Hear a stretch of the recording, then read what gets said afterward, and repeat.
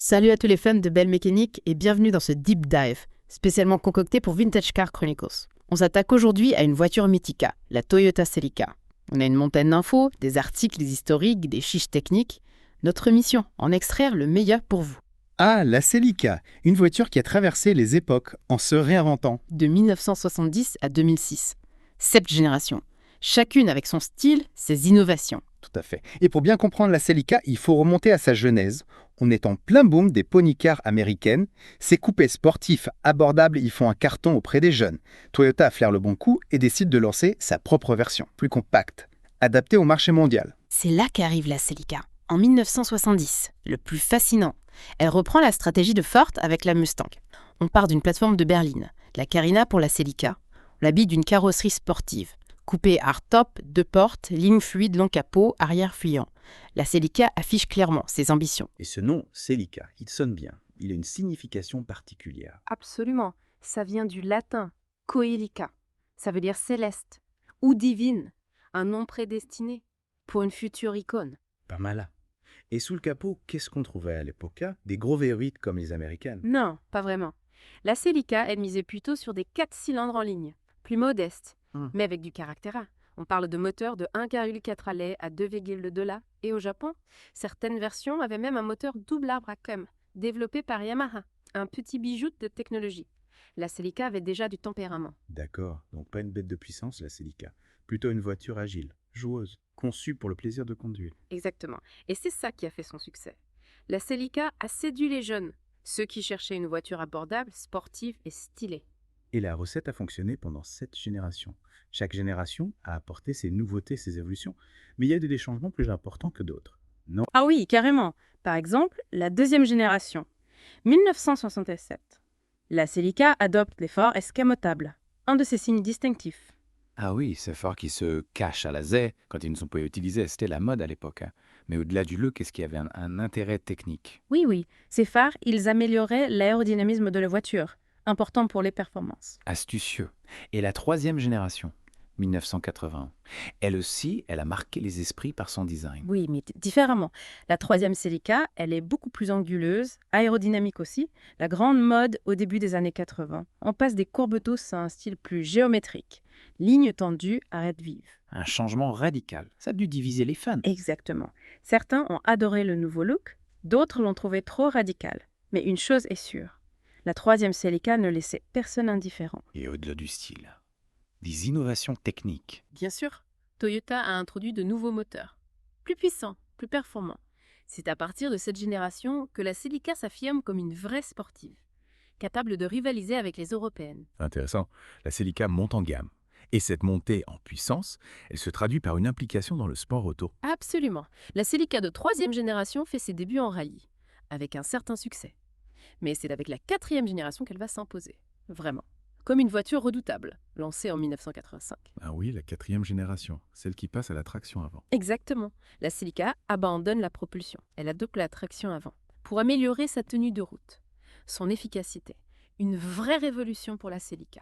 Elle devient encore plus performante, agile, sur tous les terrains. Et cette nouvelle architecture, impact sur le design. Oui, bien sûr. La Celica, elle adopte un style plus affûté. Ligne tendue, angle saillant. Les phares escamotables sont toujours là, mais intégrés plus harmonieusement. Donc une Celica plus moderne, plus performante et toujours stylée. Pas étonnant qu'elle ait eu du succès. Tout à fait. Et ce succès, il est amplifié avec la version GT4. Elle propulse la Celica au sommet des voitures de rallye. La GT4. On arrive au cœur du Sujetta. Parlez-nous de cette version mythique.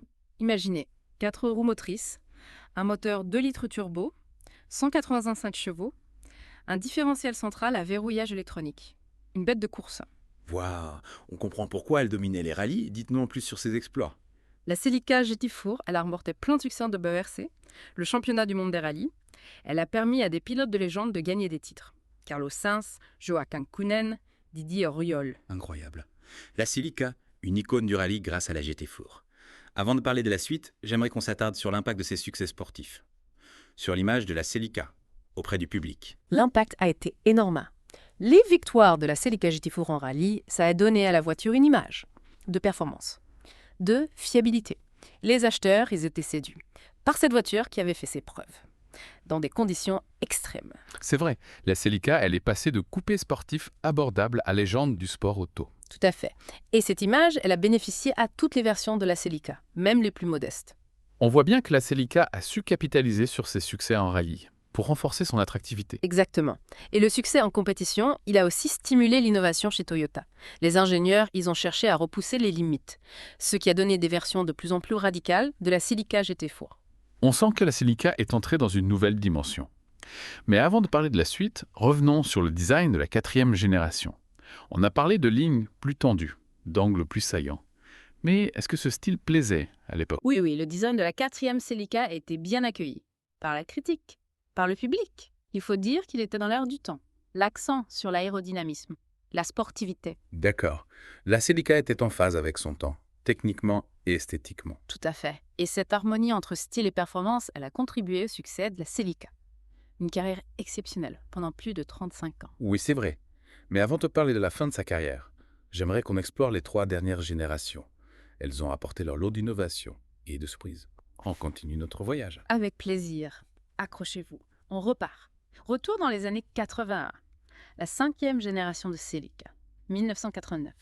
Rupture stylistique, design arrondi, futuriste.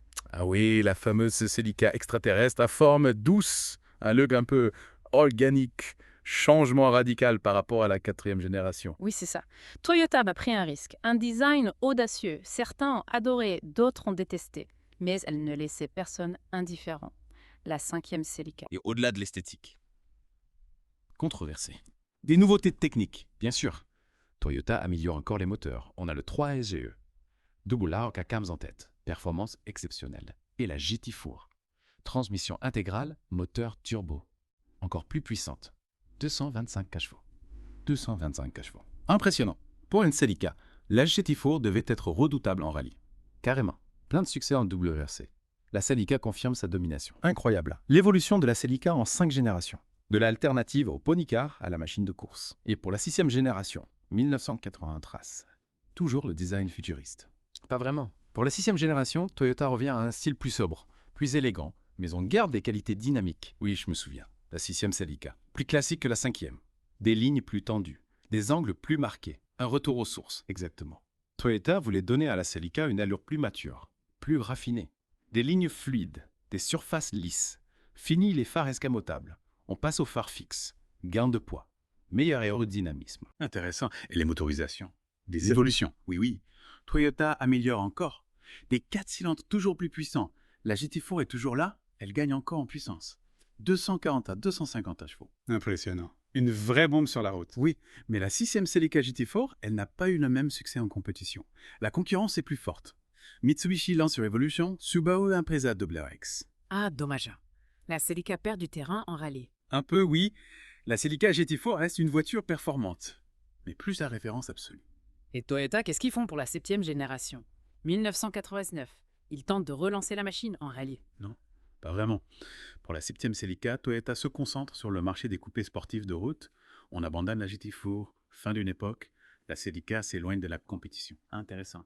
Toyota repositionne la Celica, un créneau plus grand public, misé sur le style, l'accessibilité. Exactement. La 7e Celica.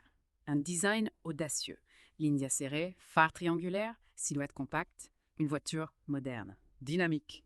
Pour les jeunes. Et citadins. Le design, encore des avis partagés. Oui, c'est vrai. Certains adorent ce look avant-gardiste. D'autres trouvent trop excentrique. Mais elle ne passe pas inaperçue. La 7e Celica. C'est clair. Et les motorisations, qu'est-ce qu'on a pour cette dernière Celica? 2 moteurs, 1,8 allées, le 11ZZ faux feu, atmosphérique, 140 chevaux, version en GT, et le 2ZZ GE, plus sportif, 182 chevaux, version GTS. Co-développé avec Yamaha, un bijou, ce moteur. Calage variable des soupapes. Sophistiqué, performance exceptionnelle. Ah oui, le fameux 2ZZGE. Un moteur pointu, il paraît. La puissance arrive tard, c'est ça. Le 2ZZJ, il aime prendre des tours. Faut le cravacher. Pour en tirer le meilleur. Mais une fois lancé, accélération et reprise impressionnante. La Celica garde son esprit sportif, jusqu'au bout. Absolument. Et en plus des moteurs performants, la 7e Celica, elle a un châssis plus rigide, une suspension plus sportive, tenue de route encore plus précise, plus efficace. Super. Mais malgré toutes ces qualités, la 7e Celica, elle ne rencontre pas le succès. Pourquoi? Le design. Le design peut-être, Mais pas seulement. Le marché des coupés sportifs, il est en déclin. Fin des années 90, les SUV, les monospace, et puis, il y a une affaire qui a terni l'image de Toyota en rallye. L'exclusion de Toyota du championnat du monde en 1995. Voilà, l'équipe Toyota, disqualifiée, infraction technique. Sur la Celica GT4, mauvaise publicité. Ça fait du bruit, à l'époque. Pas bon pour la popularité de la Celica. Non, c'est sûr. Et puis, la concurrence. De plus en plus rude. Honda Civic Type A, performante, abordable. D'autres constructeurs aussi, des modèles séduisants. La Celica, prise en étau. Un marché en mutation, une concurrence féroce. Exactement.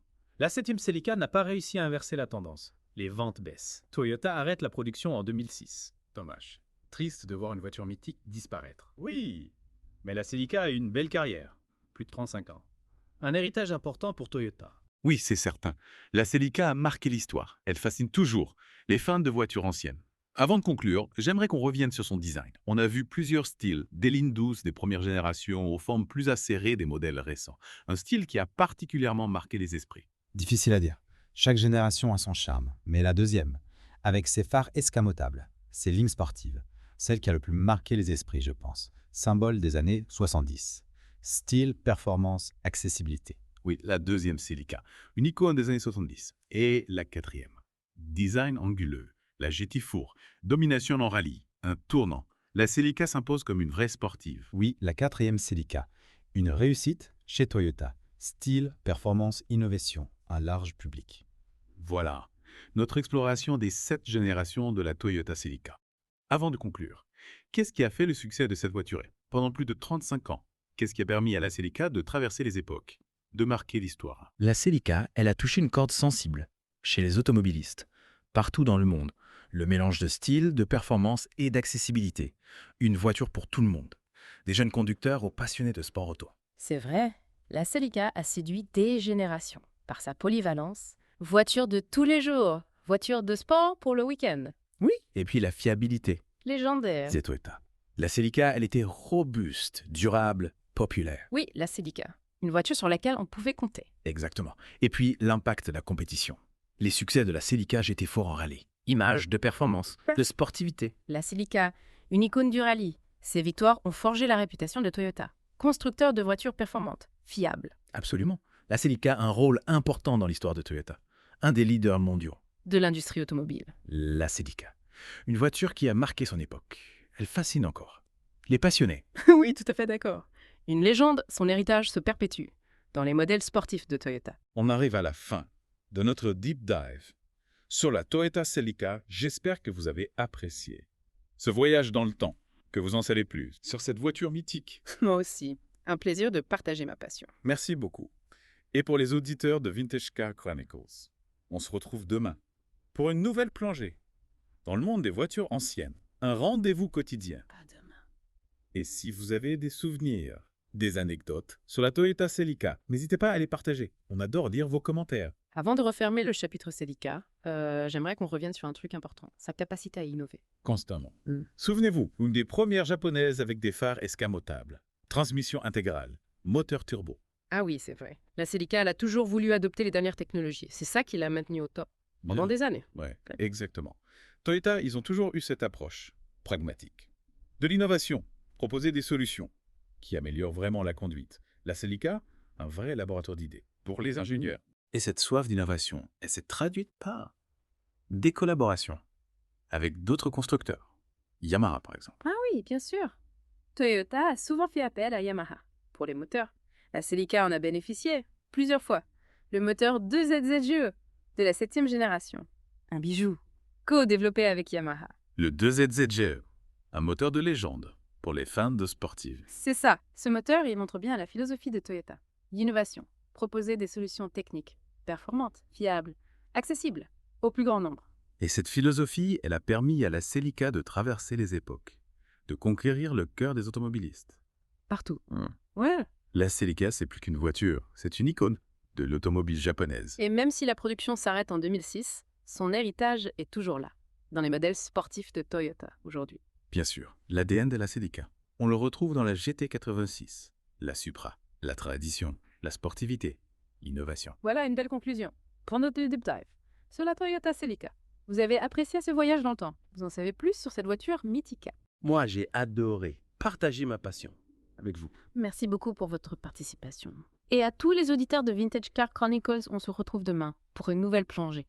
Dans le monde des voitures anciennes, n'oubliez pas, c'est tous les jours. À demain. Si vous avez des souvenirs, des anecdotes sur la Celica, partagez-les. On adore vous lire.